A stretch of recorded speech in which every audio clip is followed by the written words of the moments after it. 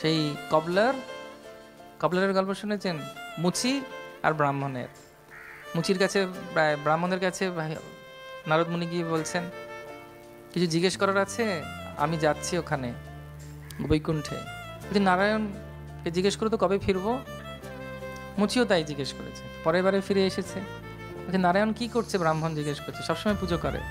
নারায়ণ একটা ছুঁচের ছোট্ট ছিদ্রের ভেতর দিয়ে হাতিকে ঢোকাচ্ছে আর বার করছে। পাগলের প্রলাপ, ব্রাহ্মণ বলেছে। তখন মুচিকে বলেছে, মুচি বলছে হতেই পারে, একটা ছোট্ট যদি বট গাছের দানার ভেতরে এত বড় বট গাছ থাকে, একটা ছুঁচের ভেতর দিয়ে নারায়ণের ঢোকানোর আর কি আছে। তখন ব্রাহ্মণ বলেছে, কবে ফিরবো? বলে এখনো 1000 জন্ম বাকি। এ তো বিদ্রোহ, চলবে না, চলবে না, আমাদের দাবি মানতে হবে, এই জন্মে নিয়ে যেতেই হবে।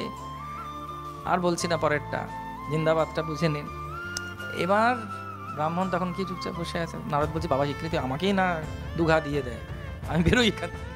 তিনি তখন গেছেন মুচির কাছে। মুচির কাছে কি বলছেন? মুচি একটা অনেক ঘন তেঁতুল গাছের নিচে বসে আছে।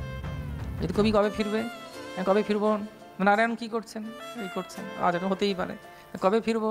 বলছে এই তেঁতুল পাতা যতগুলো আছে তত জন্ম পর তুমি ফিরবে।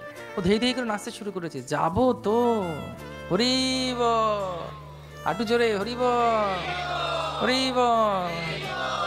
ওটাই হচ্ছে ব্যাপার, যাবো তো। যেই মুহূর্তে উনি বলেছেন যাবো তো, সব তেঁতুল গাছের পাতা শুকিয়ে পড়ে গেছে। আর বৈকুণ্ঠে বিমানে এসে নিতাই গো প্রেমানন্দ বৈকুণ্ঠে নিয়ে চলে গেছে। সেজন্য বিশ্বাস মিলাই বস্তু তর্কে